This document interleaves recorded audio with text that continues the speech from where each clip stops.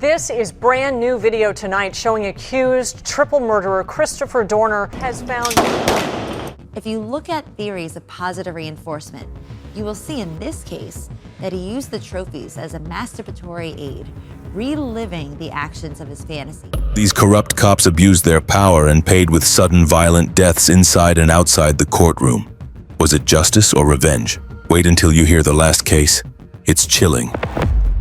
Actually, I made a legal arrest, and I abused the prisoners. They were not raped or sexually assaulted or anything like that. Gerard John Schaefer.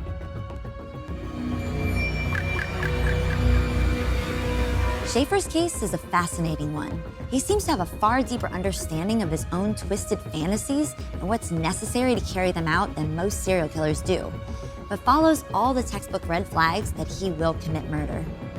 July 21st, 1972, Martin County, Florida. Sheriff's Deputy Gerard John Schaefer, 26, spots two teenage girls hitchhiking. He flashes his badge, offers a ride. But instead of safety, he drives Nancy Trotter and Paula Wells, both 17, to Hutchinson Island's dark woods. As well as amping up the psychological terror that he'd want to experience in the final victim. There he ties them to trees, nooses around their necks, forcing them to balance on roots to breathe. A radio call interrupts and they escape, running to police. Schaefer's mask as a protector shatters. Schaefer's case is a fascinating one. He seems to have a far deeper understanding of his own twisted fantasies. He'd been a deputy for just 1 month, hired June 23, 1972. Before that, he was fired from Wilton Manors Police for misconduct. His obsession with control started early.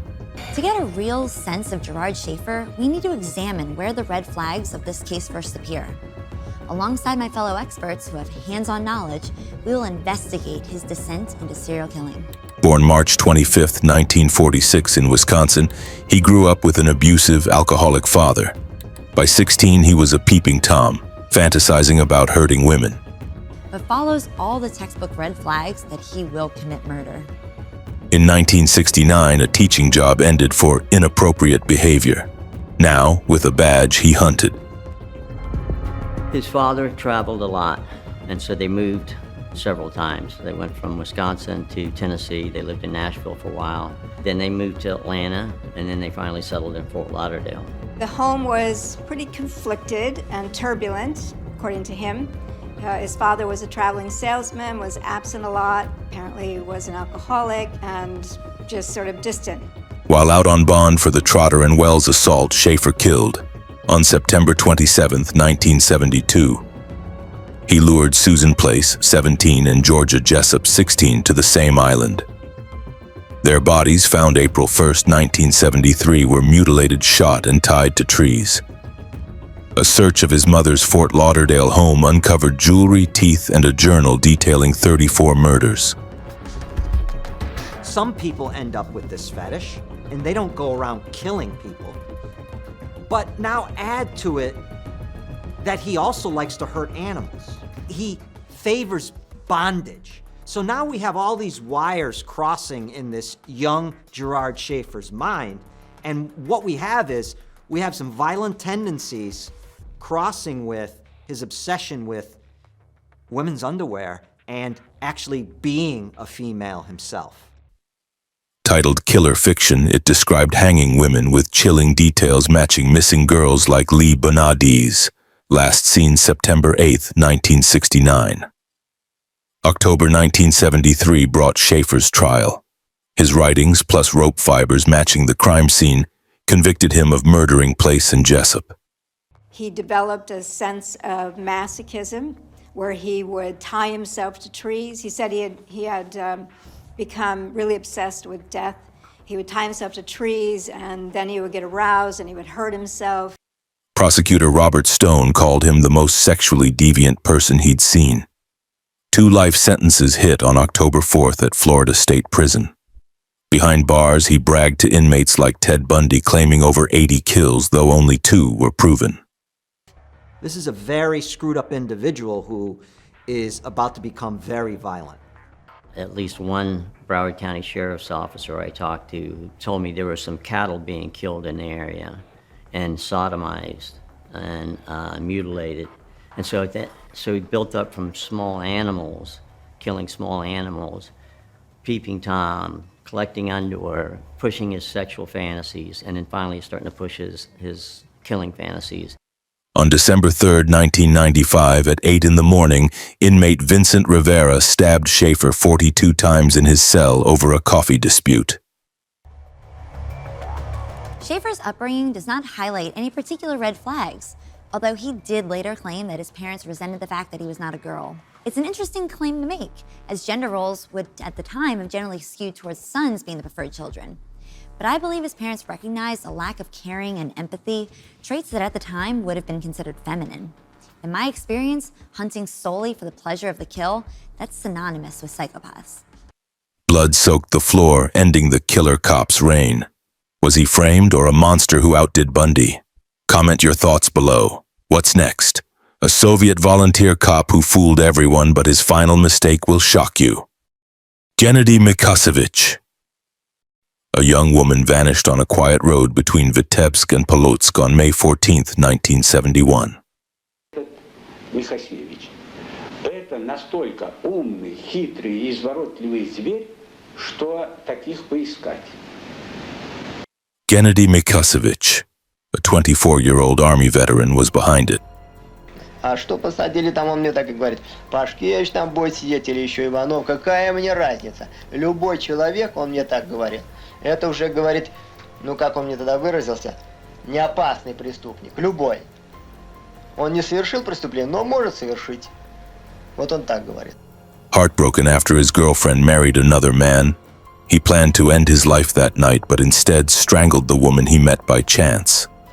That murder sparked a 14-year killing spree that claimed at least 36 lives across Belarus. Во-первых, он с самого начала мне говорил, я знаю, говорит, что ты не преступник, но мне, говорит, правильно сфабриковать дело. Born April 7, 1947, in the village of East, Vitebsk Oblast, Mikhasevich seemed ordinary. He worked at a state farm, later a vehicle repair shop, married in 1976 and raised 2 children. A teetotaler and Communist Party member, he even joined the Voluntary People's Druzina, a community policing group. Короче, говорит, если ты не хочешь, чтобы тебе зеленкой лоб намазали, то давай признавайся, потому что это все равно вы. But this trusted local hid a monster. He lured women, often hitchhikers, into his red Zaporozhets car, drove to remote spots and strangled them with ropes or even a cord made of rye. He stole money, jewelry, and small items like scissors, sometimes gifting them to his unsuspecting wife. By 1984, Mikhasevich had killed 12 women in a single year. Когда я признавался, думаю, этим все равно бесполезно рассказывать. Но думаю, суд же должен судить по справедливости. Думаю, в суде расскажем все, как было. Должны ж понять. Police were stumped, wrongly convicting 14 others for his crimes, with 2 executed. A determined detective, Nikolai Ignatovich, noticed similarities in the murders and suspected a single killer. He zeroed in on the red Zaporozhets. Ну, я вам скажу честно, что Живнирович свое дело знал туго. Потому что как посадить человека, в этом он был профессор. Mikhasevich, ironically, helped police check cars, learning their moves to stay ahead. His boldness grew, but so did his mistakes. Ну, уже когда последнее свидание было у меня после утверждения Москвы, я, конечно, сына не узнала. Он был очень страшный, одета на нем какая-то одежда полосатая, черный такой. In 1985, worried about the closing investigation, Mikhasevich sent a letter to a local newspaper claiming the killings were by a fake group called Patriots of Vitebsk, targeting lewd women. He left a similar note by a victim's body. Я должен вам объявить, что допрос будет производиться с применением видеозаписи. Вы против этого возражения не имеете? Я даже рад, что мне так покажут где-то в Союзе. Ну, зачем? В Союзе вас никто показывать не будет. Это все это для внутреннего просмотра, то есть для сугубо только для тех лиц. Это только сугубо для тех лиц, которые соприкасаются с вами. Этот круг весьма ограничен. Police collected 556,000 handwriting samples and matched his to the notes. On December 9th, 1985, they arrested him at his brother-in-law's house, finding victims' belongings in his home. After denying it, he confessed to 43 murders, though some estimate up to 55. Psychiatrists called him sane but psychopathic. In 1987, a court sentenced him to death. On September 25, 1987, Mikhasevich faced a firing squad at Piszczalowski Castle in Minsk.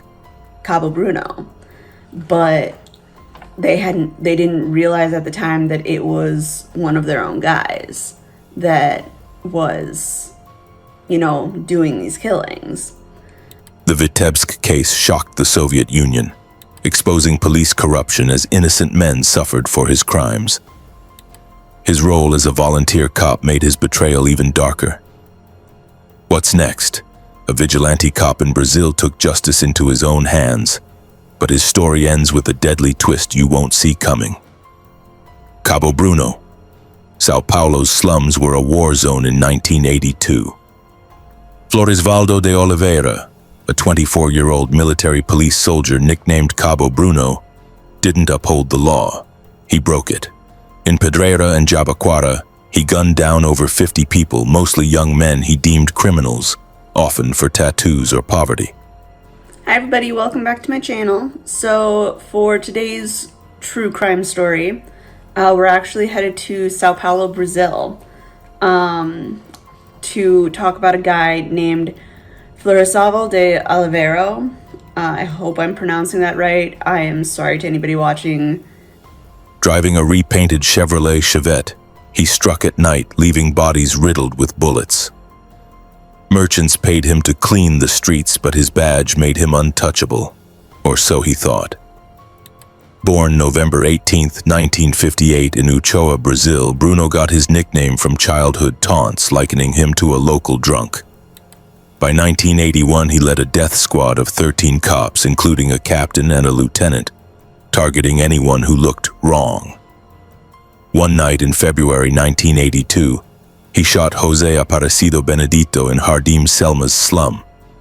Jose played dead, survived, and named Bruno to police. Journalist Caco Barcelos's reports on Jornal Nacional fueled public outrage, exposing the killings. During the time that this was all happening and during his time in military police, there was a lot of insecurity in that area.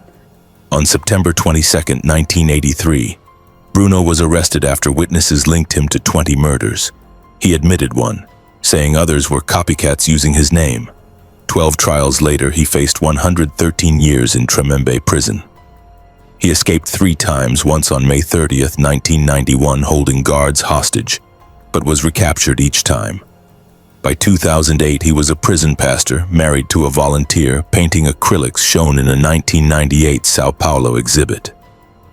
On August 22, 2012, after 27 years, Taubate's court freed him for good behavior. At 11:45 at night on September 26th, 2 men ambushed him in Pindamonhangaba's Quadra Coberta. 20 bullets tore through his face and chest as he returned from a church service. He died instantly, his wife unharmed. Was it vengeance from a victim's family? Comment your guess below. A hero cop turned predator awaits. His betrayal will leave you speechless. If you're hooked by this video, hit like and share your thoughts in the comments. Don't miss the rest. These stories are out of this world. Paul Razo. On May 10, 2023, Los Angeles County Sheriff's deputies arrested Paul Razo, a 46-year-old former LAPD officer, at his Covina home. Once honored with the department's Medal of Valor for saving a man from a burning car in July 2016, Razo now faced 8 counts of lewd acts on a child. A now former LAPD officer is being held without bail, accused of raping a child under the age of 14. The charges stunned the city. He was accused of assaulting 4 boys aged 9 to 13 between 2007 and 2016. 2 were his relatives, The others were sons of a woman he dated. The crimes happened at his house on Brightview Drive, a quiet street in an unincorporated area near Covina. Razo had served the LAPD for 24 years, last working as a training coordinator in Hollywood. He left the force in March 2023, just weeks before the allegations surfaced. The Los Angeles County District Attorney's Office filed charges on May 5th, alleging a decade of abuse. Detectives believed more victims might exist given Razo's access to children. The LAPD launched an internal probe to check his work history for similar misconduct, with Chief Michelle Moore calling the claims a betrayal of the department's values. As tonight, Mike, is foul play suspected at all? Jeff and Susie, so far, no. The sheriff's department who is investigating his death says he had a pre-existing illness and was at LA General when he passed away over the weekend on Saturday. This is the officer, the former officer. His name was Paul Razo. He was 46 years old. Now, we told you about this last week when he was arrested. Razo was held at the Inmate Reception Center in downtown Los Angeles on $2.5 million bail. His court appearances, set for mid-May, kept getting delayed for reasons never shared. Then, on May 20th, 2023, at 7:24 in the evening, Razo died at Los Angeles General Medical Center. Sheriff's officials said he was being treated for a pre-existing medical condition, but no details were released. An autopsy was planned to confirm the cause, with no foul play suspected. His death, just 10 days after his arrest, left the case unresolved, sparking questions about whether he escaped accountability. Razo's fall from hero to accused predator shocked those who knew him. In 2018, he stood proud, accepting the Medal of Valor for his off-duty bravery in Glendora. Now his legacy was tainted, leaving victims and their families without closure. Did he die to avoid justice, or was it just fate? Comment your thoughts below. Next, a predator who wasn't a cop but hid in plain sight. His end in prison will leave you stunned. Theodore Dyer. In April 2012, Mary and her 9-year-old daughter moved into a Grand Haven, Michigan apartment, excited for a fresh start. Their neighbor, Theodore Dyer, 66, seemed like a kind older man. With no kids of his own, he and his girlfriend treated Mary's daughter like family, offering cookies and small gifts. When I hit him and knocked him out, and then I took the shoelaces out of his shoes, tied them together, wrapped it around his neck, and strangled him. Then, after I was done, I was aware of what I was doing. By June 2013, Mary trusted him completely, but one night everything changed, shattering her world. Late that evening, Mary's daughter was at Dyer's apartment playing games as usual. At 10:45 at night, Mary felt uneasy and went to check. Instead of knocking, she followed a gut feeling and pushed the door open. Through a crack in Dyer's bedroom door, she saw him assaulting her daughter. Heart-pounding, Mary burst in, grabbed her child, and ran back to their apartment. Since this all happened, it's kind of been, people think I'm some kind of hero, but I'm actually not. I just, did what I thought was best in the time that I was given. Her daughter, trembling, confirmed it wasn't the first time. It happened 3 times before. Mary dialed 911 at 11:15 that night, and Grand Haven police arrested Dyer hours later. Dyer, born in 1946, had no prior record, blending into the community as a retired handyman. His arrest shocked neighbors on Marion Avenue, where he'd lived for years. In court, detectives revealed he'd assaulted the girl at least 3 times between January and June 2013, always when Mary was at work. On August 8, 2013, Dyer was convicted of first-degree criminal conduct in Ottawa County Circuit Court. Judge Edward Post sentenced him to 25 to 50 years at Saginaw Correctional Facility, a medium-security prison. At 67, it was effectively a life sentence. 10 months later, on October 29, 2014, Dyer's cellmate, Stephen Sanderson, learned of his crimes. Sanderson, a 51-year-old serving life without parole for a 1991 murder in Wayne County, was enraged. Dyer, reportedly bragging about his actions, pushed Sanderson too far. At 6 in the morning, Sanderson knocked Dyer unconscious in their shared cell at 9625 Pierce Road, Tittabawassee Township. Using Dyer's own shoelaces, Sanderson strangled him to death. Michigan State Police found Dyer's body at 7:30 that morning, and Sanderson confessed immediately, saying, "I don't feel bad." That he was being set up and all this stuff, and I don't know, I just got mad and then hit him, and then I killed him. On February 23, 2015, Sanderson pleaded guilty to second-degree murder before Chief Circuit Judge Fred Borchard in Saginaw County. I feel bad for maybe the families, his family or something, but as far as remorse towards him, no. He was sentenced to life with parole on April 8, 2015, a formality given his existing sentence. Sanderson told the court he acted because Dyer wouldn't stop justifying his crime.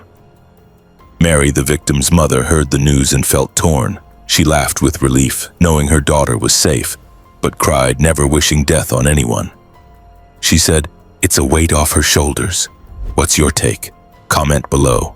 Dyer's death, a violent echo of his betrayal, closed a dark chapter in Grand Haven. The case, covered by WZZM 13 and the Saginaw News, exposed how predators can hide in trusted roles, leaving lasting scars. Now, a disgraced cop's rampage across California ends in a fiery showdown. His story will grip you. Christopher Jordan Dorner. On February 3, 2013, a quiet Irvine parking garage turned into a crime scene.